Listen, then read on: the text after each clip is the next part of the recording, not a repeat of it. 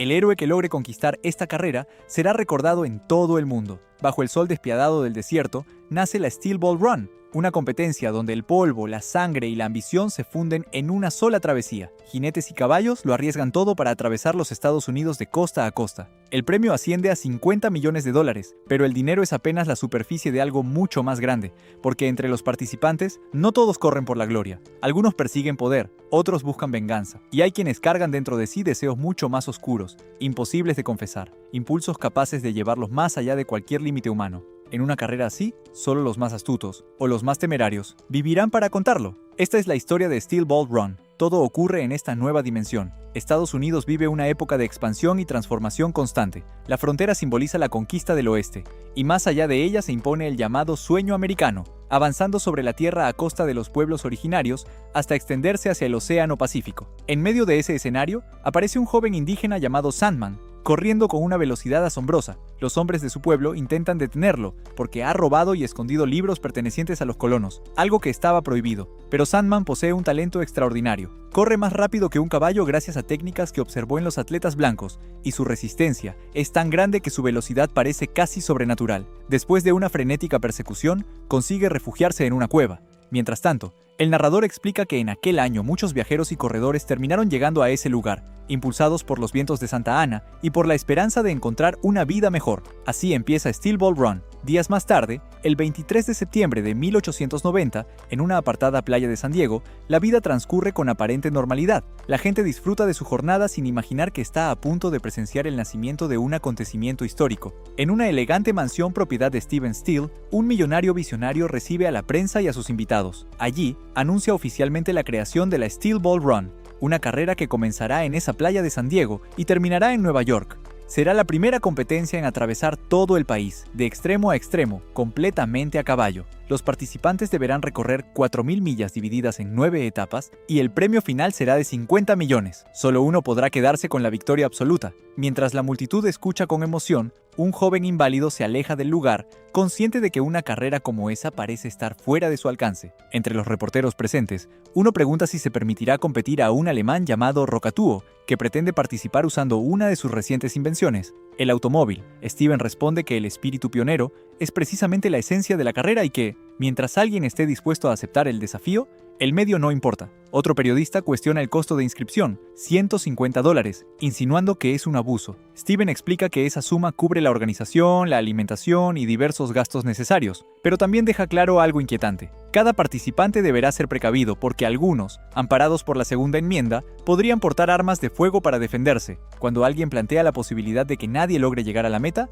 Steven responde con humor que el verdadero fracaso no sería perder la carrera, sino olvidar el auténtico espíritu pionero. Cada competidor tendrá que hacer lo que sea necesario para ganar. Así se presenta la Steel Ball Run, una aventura irrepetible, salvaje y descomunal, algo que marcará para siempre a cualquiera que se atreva a participar. Sin embargo, una vez terminada la presentación, Steven se derrumba en brazos de su joven esposa Lucy y le confiesa que teme que todo termine siendo un fracaso. Lucy intenta tranquilizarlo con dulzura. Le recuerda que lleva más de 40 años trabajando como promotor y que debe confiar en sí mismo. Pase lo que pase, ella estará a su lado. Entonces la escena cambia. Un joven vaquero se acerca al lugar de inscripciones y arroja una bolsa llena de oro sobre el mostrador. El encargado le entrega los documentos correspondientes, y mientras Jairo Zeppeli firma, le explica que el primer día se registrará la nariz del caballo y las huellas del jinete. Si pierde su montura, quedará descalificado de inmediato. Tras completar el proceso, Giro recibe su número. Sonríe mostrando su dentadura dorada, en la que se leen las palabras Go, Go, Zeppeli. Otro competidor nota que Jairo no lleva pistolas, sino unas extrañas bolas verdes. Cuando intenta tocarlas, estas reaccionan de inmediato y hacen girar al intruso, dejando claro que no son simples adornos. Jairo entonces pregunta si las monedas que entregó están completas. El encargado, desconcertado, responde que faltan 20, como si hubieran desaparecido por arte de magia. Sin perder la calma, Jairo obliga al vaquero que estaba cerca a devolver las monedas robadas. Le advierte que, si no lo hace, no podrá participar en la carrera. Sin alternativa, el hombre entrega el dinero y el encargado llama a la policía. Giro se aleja tranquilamente y saluda a su yegua Valkyrie. Mientras tanto, el ladrón, amordazado y humillado, jura que no dejará las cosas así. Está convencido de que volverá por Giro. Quiere saber qué le hizo. En cuanto consigue sacar una pistola, amenaza con matarlo, aunque los policías logran desarmarlo.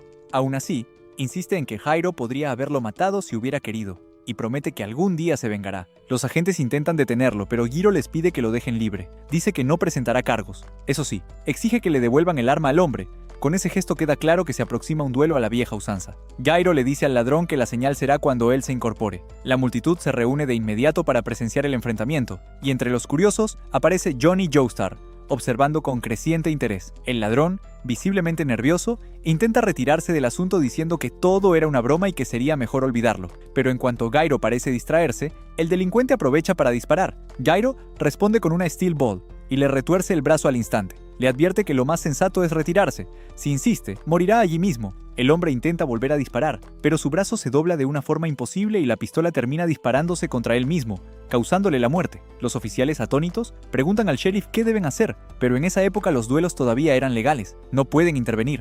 Johnny ha visto todo y comprende que la steel ball de Gairo hizo girar el brazo del ladrón hasta provocar su propia muerte. Fascinado, intenta tocar la esfera, pero Gairo le ordena que se aleje. Sigue girando con fuerza. Aún así, durante un instante, Johnny se incorpora de su silla de ruedas al entrar en contacto con ella, y en cuanto deja de tocarla, vuelve a caer sentado. No entiende lo que acaba de pasar. Lo que ha visto parece imposible. Consumido por la intriga, Johnny empieza a seguir a Giro y le exige una explicación. Quiere saber qué hizo con sus piernas. Giro, con total tranquilidad, le pregunta si sabe cuáles son las causas de muerte más comunes. Primero, las enfermedades transmitidas por mosquitos. Segundo, las patadas de caballo. Después le dice que se marche y que lo de levantarse no fue más que una coincidencia, un reflejo involuntario. Pero Johnny no se lo cree. Está convencido de que las steel balls tienen relación directa con lo ocurrido. Quiere examinarlas de cerca, aunque intuye que descubrir su secreto tendrá un precio. Gairo, ignorando su insistencia, continúa su camino. Un anciano empuja a Johnny con brusquedad y él reacciona por instinto. Cuando vuelve a intentar tocar la steel ball, Gairo le sujeta los dedos con firmeza y entre la seriedad y la burla, le comenta que para ser un discapacitado, tiene unos músculos extraordinariamente bien entrenados, al menos en cierta parte del cuerpo. Luego le explica que el steel spin no puede devolverle el movimiento a alguien incapaz de caminar. Johnny, sin embargo, sabe que eso no es toda la verdad. Está decidido a descubrir el secreto de esa esfera, cueste lo que cueste. Gairo le deja claro que solo estará en ese lugar 2 días, porque ha venido a ganar la carrera y no tiene tiempo que perder. En ese momento, el anciano vuelve a molestarlo y le recuerda a Johnny que la carrera está a punto de comenzar. De pronto, Johnny comprende que el inicio es inminente. 2 horas antes, estaba solo en la playa, sin entender del todo por qué había ido allí. Tal vez su corazón seguía aferrado a un pasado que ya no podía recuperar. Él es Johnny Joestar, hijo de un hombre sencillo y de un prestigioso criador de caballos. Desde niño, los caballos parecían obedecerle de manera natural. Johnny disfrutaba observando sus movimientos, escuchando los sonidos que emitían y entendiendo, a través de su trote y sus gestos, lo que sentían. Para la mayoría, la belleza estaba en lo inmóvil. Para Johnny, la verdadera grandeza existía en el movimiento. Una vez, alguien le dijo que tenía un talento fuera de lo común, pero su padre nunca apoyó esa inclinación. En vez de darle afecto, lo ignoraba y reservaba su cariño para su hijo mayor, Nicholas. Sin embargo, un día la tragedia lo cambió todo. Su padre murió en un accidente y a partir de entonces, la vida de Johnny tomó otro rumbo. Se dedicó por completo a entrenar y a competir en distintas pruebas ecuestres. Ganó una tras otra. La gente empezó a verlo como un prodigio. Con cada victoria crecían su fama y sus seguidores. Admiradores le ofrecían dinero y regalos. Ser campeón no solo significaba gloria personal, también representaba prestigio y autoridad para su familia. Pero esa dicha no duró. Un día, mientras iba con su novia al teatro, encontraron una multitud esperando para entrar. Un miembro del lugar le pidió que respetara la fila, pero Johnny, arrogante, respondió que no era asunto suyo. Los guardias intervinieron y preguntaron qué ocurría. Para librarse del problema, Johnny mintió diciendo que él ya estaba formado y que otro hombre se había colado.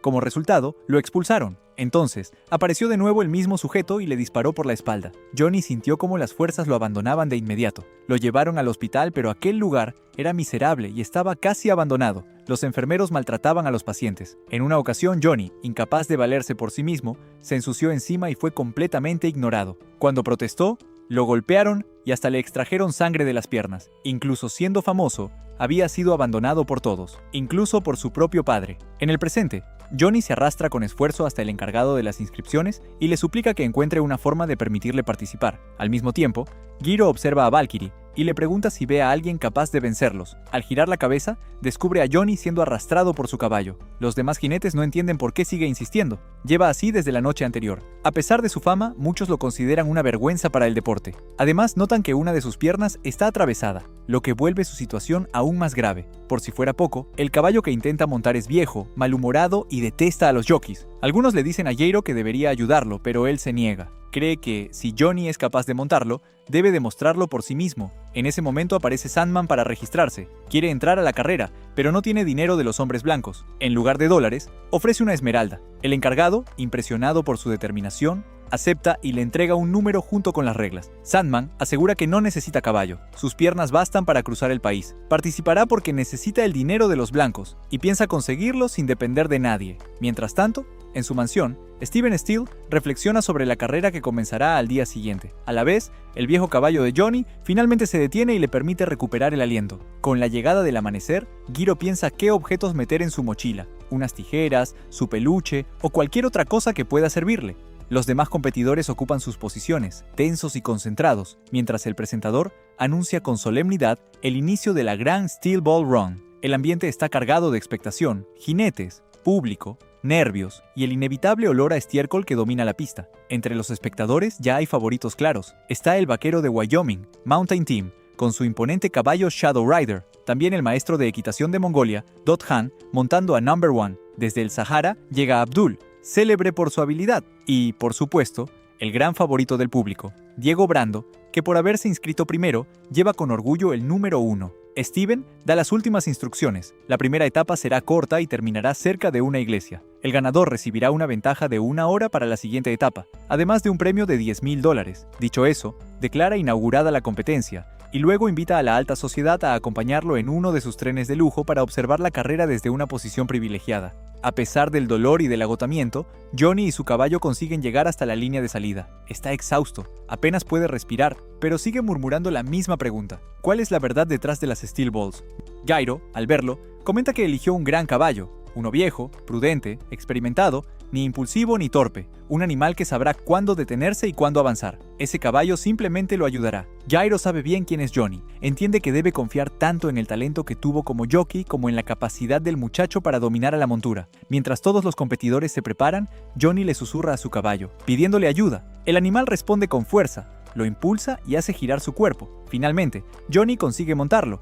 Y entonces, comienza la carrera. Es 25 de septiembre de 1890, son las 10 de la mañana, y la Steel Ball Run ya está en marcha. Los espectadores observan con asombro cómo Johnny, pese a estar inválido, consigue mantenerse sobre el caballo. Su determinación es evidente. No ha venido solo a competir, ha venido a descubrir el secreto de las Steel Balls. Desde el inicio, la competencia se mantiene pareja. La primera etapa es corta, pero exige inteligencia. Los jinetes deben avanzar sin agotar demasiado a sus monturas si quieren imponerse. El primero en tomar la delantera es el competidor número 636. Giro recibe elogios por la velocidad de su caballo, pero Johnny se pregunta si ese ritmo no es demasiado arriesgado, porque podría cansar a la montura demasiado pronto. Entonces recuerda las palabras de Giro: hará lo que sea indispensable para ganar. La carrera pronto se vuelve caótica. Varios jinetes caen, otros se rinden y aceptan su amarga suerte. En medio de ese desorden, Diego Brando se aproxima peligrosamente a Giro, pero no es el único. Un tercer competidor entra con fuerza. Abdul, montando un camello, toma la punta y embiste a Valkyrie, convencido de que el mayor peso de su montura le dará ventaja. Gairo retrocede y utiliza sus Steel Balls. La arrogancia de Abdul termina traicionándolo. Su camello se estrella contra unos cactus, gira violentamente y acaba herido. Así, uno de los favoritos pierde toda posibilidad por exceso de confianza. Johnny observa atentamente cómo Gairo lanza la Steel Ball. La esfera gira y luego vuelve a él. Cada vez quiere entender más qué son esas misteriosas bolas de acero. Giro, una vez recuperado el liderato, se promete a sí mismo que ganará esa primera etapa y se quedará con el premio. A lo lejos, otro corredor aparece. Poco Loco ha llegado tarde. Desorientado, le pregunta al encargado la hora y descubre que se quedó dormido. El encargado le aclara que no hay devoluciones ni excepciones, pero Poco Loco no se da por vencido. Decide unirse de inmediato, convencido de que puede ganar porque atraviesa el momento más afortunado de su vida. El encargado anuncia que un nuevo participante se ha infiltrado en la carrera. Se llama Poco Loco y lleva el número 777. Un número que muchos asocian con la buena suerte. Poco Loco se da cuenta enseguida de que el suelo ya está blando por el paso de los caballos, y eso facilitará el avance de su propia montura. Mientras tanto, el alemán comprende con frustración que su automóvil jamás podrá cruzar el país. No tiene combustible suficiente. Su ayudante coincide en que la mejor decisión es regresar a casa. Volviendo a la competencia, la situación es clara. Gairo va primero, Diego Brando segundo y Johnny tercero. Johnny observa que Diego zigzaguea de lado a lado, acercándose poco a poco a Gairo. Parece moverse sin lógica, pero Gairo intuye que detrás de eso hay una técnica. De repente, Diego desaparece de la vista de Johnny y reaparece a un lado de Gairo. Este no entiende bien cómo lo hace, pero Diego, confiado, lo felicita por lo del camello y acto seguido lo trata como a un simple principiante. Diego ha estudiado a Giro. Conoce los hábitos de su caballo. Sabe que cada montura tiene señales propias antes de acelerar. Unas mueven la cola, otras bajan el cuerpo, otras sacuden la cabeza. Todos desarrollan costumbres únicas, y quien las descifre puede anticiparse a sus rivales. Para demostrarlo, Diego le dice a Giro que, tras 8 respiraciones, su caballo girará hacia la izquierda. Ese es el instante en que su velocidad disminuye, y si uno espera con paciencia ese momento exacto, puede superarlo sin desgastar a su propia montura. Gracias a esa capacidad de análisis, Diego se ha ganado la reputación de corredor número 1. Jairo termina entendiendo la estrategia. Conocer los hábitos del caballo parece simple, pero exige una observación extrema. Mientras avanzan, se escucha el ritmo de la respiración de Valkyrie. Diego aprovecha ese patrón y vuelve a acelerar. Los empresarios que observan la carrera quedan fascinados con su talento y empiezan a verlo como un genio. Johnny, por su parte, entiende que alcanzar a Giro no será fácil. La distancia entre ambos sigue aumentando, y solo restan 8 millas para terminar la etapa. Al llegar a un puente de madera, Giro le pregunta a Valkyrie por qué nunca le habló de uno de sus hábitos. Ambos parecen compartir un secreto en medio de la carrera. Jairo no necesita corregir nada. Ahora piensa aprovecharlo. Usando sus Steel Balls, provoca que Valkyrie destruya el puente. Mientras el caballo sale disparado por el aire, Jairo se burla de Diego diciéndole que el hábito de su montura es ser estúpida. Pero eso no le importa. Quiere que entregue todo lo que tiene para hacer la carrera más emocionante. Cuando Valkyrie cae, las tablas del puente se derrumban y Diego queda atrapado al otro lado, sin forma de cruzar. Los demás corredores pasan por debajo mientras él pierde tiempo valiosísimo. Johnny comprende lo que acaba de hacer Jairo. Al tocar a Valkyrie con la Steel Ball, utilizó un hábito natural del animal para producir un efecto explosivo que no solo impulsó a la yegua, sino que también destruyó el puente. Más adelante, los corredores llegan a un acantilado. Algunos culpan a Sandman por elegir una ruta distinta. Cruce lo que cruce, el terreno es peligroso y varios temen herir a sus caballos. Algunos se rinden. Poco Loco, en cambio, no piensa detenerse. Días antes, mientras su abuelo trabajaba en el campo, Poco Loco descansaba sin hacer nada, entretenido contando nubes. Su abuelo le había preguntado por qué no trabajaba con él, y entonces Poco Loco recordó que, 3 días antes, una bruja le había leído el destino. Le explicó que existe un momento en la vida llamado el vacío entre el cielo y la tierra, el peor de todos, pero él era la excepción. Su suerte era extraordinaria. La bruja le aseguró que los próximos 2 meses serían el periodo más próspero y feliz de toda su existencia, una racha tan excepcional que solo le tocaría a una persona entre 1.000 millones. No debía temerle a nada, su buena fortuna estaba garantizada. El abuelo, incrédulo, no se tomó en serio esa profecía. Incluso le contó que el dueño del lugar les había ofrecido trabajar un nuevo campo. Poco Loco rechazó la idea porque ahora aspiraba a algo más cómodo. El abuelo sabía que para la gente de su color la vida nunca sería fácil, pero aún así, consiguió que les aumentaran la paga de 100 a 150. Poco después, leyendo el periódico, Poco Loco descubrió la existencia de la Steel Ball Run. Decidió trabajar, ahorrar e inscribirse en la carrera. Ahora, en el presente, Poco Loco se repite a sí mismo que es único. Está convencido de que esa suerte incomparable es la que lo ha llevado hasta San Diego. Jura que ganará y que con el dinero regresará a casa para construirse una vida mejor. Sin embargo, cuando intenta un salto, su caballo pierde el equilibrio y comienza a caer. Sandman, que ve la escena, le sugiere usar una cuerda para salir del problema. Poco Loco considera la ayuda, pero mientras el indígena sigue corriendo, decide no aceptarla. Ni siquiera piensa agradecerle. Además, le resulta increíble que alguien pueda correr de esa manera. A solo 4 millas del final, Jairo sigue en primer lugar. De pronto cambia de estrategia y se interna en el bosque, tomando un atajo que podría ahorrarle unos 800 metros. Pero atravesar esa zona es peligrosísimo. Los árboles pueden herir tanto al jinete como al caballo. Lucy entiende de inmediato que es una apuesta enorme. Jairo podría asegurar la victoria, o perderlo todo. Los competidores se dividen. Algunos lo siguen por el bosque, otros prefieren el camino normal. Johnny es de los primeros en lanzarse entre los árboles, y Poco Loco va tras él. Le pregunta quién va ganando, pero Johnny solo responde que el bosque es la ruta correcta. Poco Loco le resta importancia, y afirma que el camino que escoja no cambiará su destino. De un modo u otro, él ganará. Johnny piensa que Poco Loco hace honor a su nombre. Está un poco loco. Va corriendo por el bosque con los ojos cerrados. Giro, al mirar hacia atrás, comprende que esta carrera ha reunido a participantes de toda clase. Durante ese tramo, intenta derribar a Poco Loco usando sus Steel Balls, pero la fortuna del muchacho vuelve a intervenir de manera absurda. Su cuerpo se mueve de tal forma que esquiva todas las ramas mientras su caballo sigue corriendo a gran velocidad. Así, Poco Loco logra salir del bosque peligrosamente cerca de la punta. Poco después, los corredores llegan a una pendiente brutal, de unas 2000 yardas cuesta abajo. La mayoría desciende con extremo cuidado. sabiendo que cualquier exceso puede destrozar a sus caballos. Poco Loco, en cambio, escucha una voz misteriosa que parece provocarlo, insinuando que en realidad tiene miedo. Herido en su orgullo, se lanza sin pensarlo. Su caballo tropieza, y todo indica que va directo al desastre. Pero otra vez el destino interviene. Sale despedido justo sobre el cadáver de una vaca, que funciona como una especie de trineo improvisado. Gracias a esa situación absurda y providencial, desciende a enorme velocidad y termina poniéndose al frente de la carrera, dejando a todos con la boca abierta. Gyro intenta detenerlo lanzando una Steel Ball contra una roca para bloquearle el paso, pero en ese mismo instante, aparece Sandman sobre la roca y toma la delantera. La escena es tan ridícula como impresionante, y deja desconcertados a competidores y comentaristas. Como si fuera poco, el comentarista se sorprende todavía más cuando ve reaparecer a Diego Brando, que, pese a haber quedado rezagado antes, vuelve a colocarse entre los líderes. Johnny deduce que Diego está usando la técnica del rebufo, aprovechando la resistencia del viento que enfrentan los demás para ahorrar la energía de su caballo y acelerar con precisión. Esa mezcla de cálculo, sangre fría y habilidad lo convierte en un enemigo temible. Mientras tanto, Johnny reflexiona. Ya no le importa tanto ganar ni quedarse con el dinero. Lo que de verdad quiere es conseguir el reconocimiento de Gyro y descubrir el misterio de las Steel Balls. Impulsado por esa obsesión, acelera hacia el final de la etapa. Diego también se prepara. Sabe que, a esas alturas, lo que decidirá la victoria será la resistencia que le quede a cada caballo. Así, al entrar al último tramo, Sandman, Poco Loco, Gyro, Diego y Johnny